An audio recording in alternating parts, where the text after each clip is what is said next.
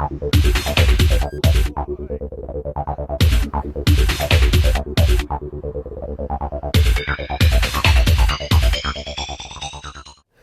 Brandon Avalos. Today we're going to be patrolling the Parkland Spanaway area. I've been with the Pierce County Sheriff's Department for a little over 3 years now. Right now we're getting dispatched to a domestic violence call, but we're going to wait for our partner who's going to be backing us before we actually get close to the area.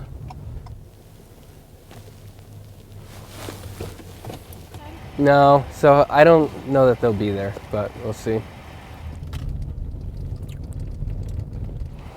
It's just a little further up, but that's such a crappy way to go down. That's why I parked down here.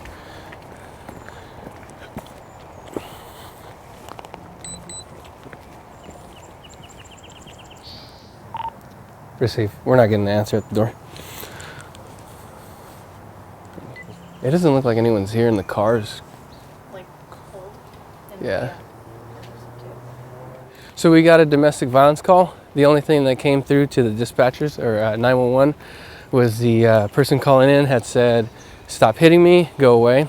So when we come down, domestic violence, usually we come 2 officers minimum. We came in, didn't hear anyone knocking. She's not answering the phone, and we weren't able to make contact with her. So either she's going to call back later, or this is the end of it. Before this, I was in the Air Force for 14 years. The common question I get is why I didn't stay for 20. Well, I was just ready to get out. This is actually the job that I've always wanted to do. I'm originally from California, so I was a cadet down there. And when I moved to Washington State, close or extended family per se were the ones that encouraged me to apply for Pierce County because they had grown up seeing our sheriff, grew up around a lot of Pierce County deputies, and they just kind of really loved the ethos of the department, and kind of figured that was something that I wanted to be a part of. Right now we're going to do a what's called a security check. So this is just a vacant piece of property, but there's a lot of transients that like to come set up tents here. There are no trespassing signs, but they tend to take them down and cut through the fences. And it costs the county a lot of money to come in here and clean it all up. So we're going to go here and we're going to do some contacts with these people and try to get them moved along. But I also want to find out if they've actually seen this guy. Oh. Because the report says he's transient, so Yeah. we'll go check it out. Okay. Have you been back here before? No? Nope. You're in for a treat. You guys know you're trespassing on here? No. Okay. So I'm gonna be frank with you all, okay? I know that there's a lot of people that come and they set up camp and all that, and every time we clear it out and put signs up, people take them down and cut it. So today it's a verbal warning that you need to start packing it up and getting out of here. We're gonna come back in a few days, and then we're gonna start doing formal trespasses. And then it's gonna progress into arrests. Does that make sense? All right, guys, so you're gonna have to, that's all right. I appreciate you guys being chill and cooperating. That's why we're just handling at this level, okay? So you have to leave here. If we do see you when we come back, then I'm gonna formally trespass you, okay? Fair enough? All right, thank you, fellas. Appreciate it. Sergeant Moss here. We've been coming out to this property for years. It's split between the county and the city of Tacoma, and unfortunately, the property owners don't live in the county, so when they come out here, it's a total mess. They've done their part. They've been fencing the area off. They come in and clean stuff up. We come through here, and it looks like it does today. So it's not something that people don't know. They know they shouldn't be here. They know not to come back here. And every time we come in, we have to kick people out. We don't clean up the mess, but we want to make sure that we don't allow it to get worse and worse. But unfortunately, the cleanups happen far and few between, and this is what you end up with. Yeah, did you see him running when we got here? No, not today. Today is your verbal warning. We will be back, okay? Come back, it's gonna be a formal trespass, and then it's gonna progress into an arrest, okay? So I need you to spread the word if this is where you hang out and find someplace new. There's plenty of shelters out there. I don't know why people don't want to go to them, but there's plenty out there, okay? All right, thank you. Thank you. I'm Deputy Avalos. You guys seen this guy at all?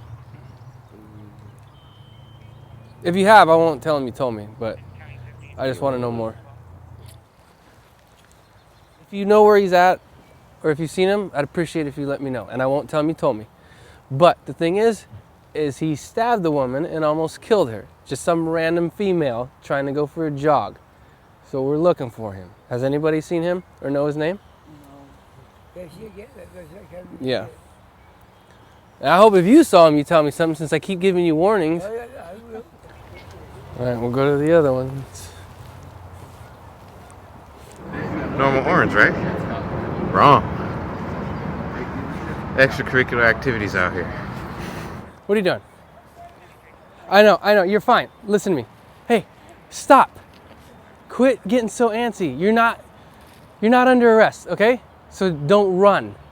Otherwise you will be. Okay, so, do you know that you're not supposed to be back here? No. Okay. You're not free to leave yet. Okay?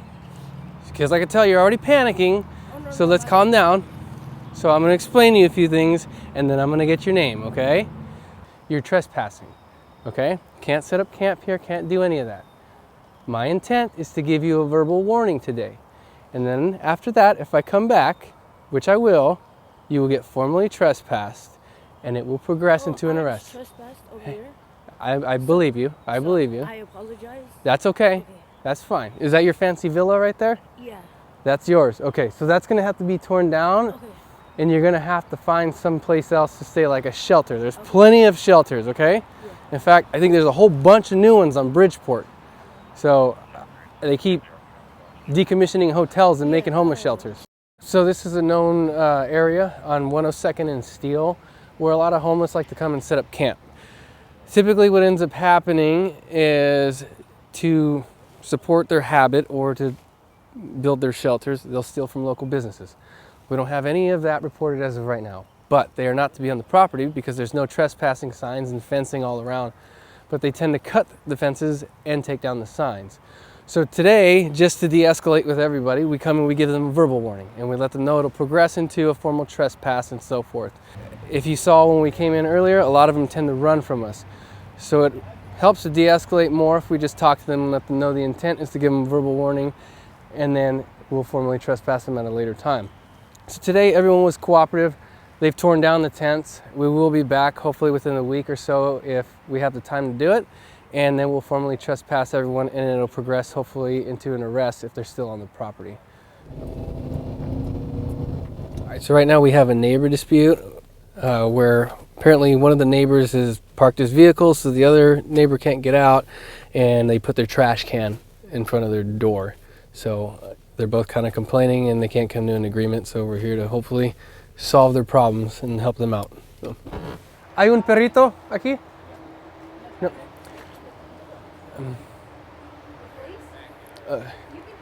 Sheriff's Department.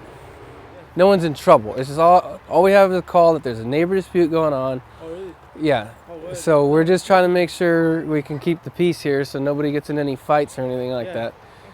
So you all are in a living situation here, but you share common areas. Yeah. I'm only just telling you this just to pass it along and to be careful. Sure.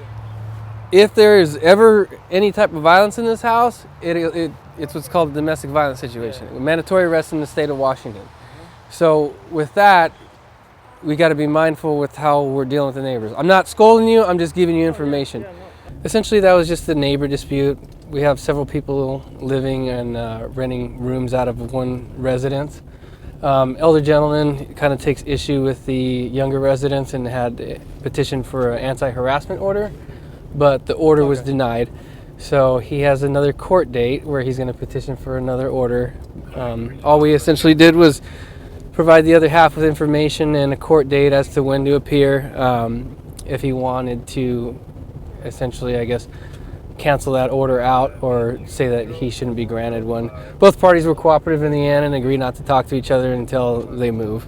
So it all worked out really nicely, and we were just essentially the mediator between the two. I think the thing that I like most about being a deputy is each day is different. 1 minute, the public may not be your biggest fan, and the next minute they really need you and they support you, and no matter what, you're essentially their pillar of strength whenever there's a crisis. And you just kind of have a way of bonding with people through their own austerities and trauma. And I think that's probably one of the most rewarding parts of it. It's not the adrenaline rush or the calls that get my blood pumping. It's usually the relationships and bonds that are formed with some of these calls and some of the citizens that we meet. So I take a lot of pride, and I think there's a lot of reward in that, and that's probably my favorite part of it all. So Sergeant Moss came out and made what's called a suspicious vehicle stop. The reason for this one was because he saw a gentleman exit the vehicle and looked like he was dumping trash. And this is the transient camp from earlier where there's no one that could be trespassing. So he came to speak with the driver. The only thing that kind of made it even more suspicious was that he started up the car, which is usually an indicator that they're going to run. So we put a stick underneath in case he tries to leave, so we can flatten the tire. And at this point, he's just trying to identify all the occupants.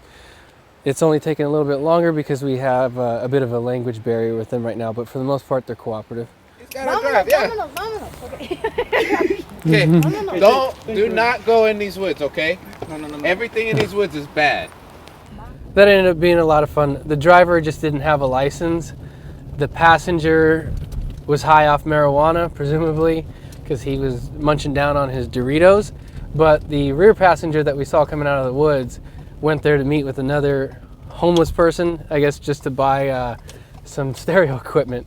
And they were, in the long run, they were just ended up conversing with us and having fun. All right, bye. Adios. So we had the licensed driver take the car away, and they agreed not to go back there. So it ended up being a pretty fun social contact with all of them. What are we doing? So this is just the welfare check. Some of the tenants in one of the buildings said there's a female in the hallway wrapped up in a blanket, and she has blood on her feet. So we're going to see if she needs any help or if she's okay. Just wait for her to open it. Sheriff's Department.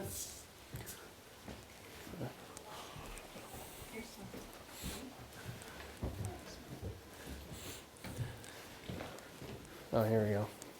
Police. Police. Hello. Hello. You're all right. You're not in any. Oh. Oh, Where you are, sir? yeah. You're not in trouble. You're just trying to see if you're okay. I'm just going to be honest with you. I see the foil there. I'm not judging, and I'm not saying it's you. But if this is a habit you partake in, I would do it somewhere else, okay? Understood? All right. You're free to go, sir. So essentially, it was just a homeless person sleeping in the hallway. The property managers didn't want him trespassed or anything. They just wanted him to be checked on.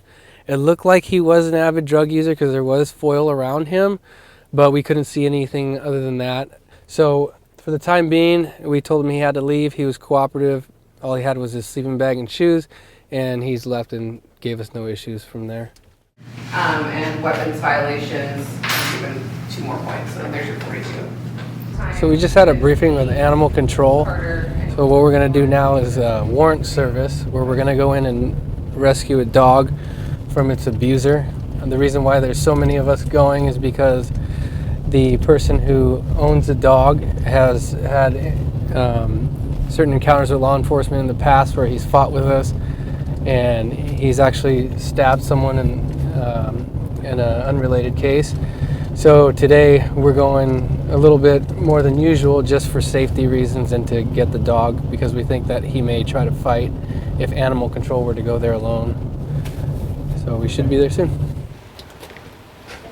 Hi, ma'am. I think I've talked to you before. Just so you know, you're being audio. Well, everything went as expected, and during the briefing we were told he may resist, which he did a little bit. He tried to backtrack to his room, which we knew he had knives in, but once myself and another deputy went hands-on with him, he stiffened up a little bit, and then we were able to get him into handcuffs and detain him. The dog was rescued and very happy to see everyone else. Oh, ya puppies. Hi, pretty girl.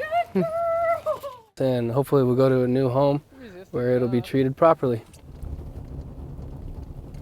Well, thank you for spending a couple hours with me today. We've had a variety of calls, and it was a lot of fun for the most part, so I hope you enjoyed your time today.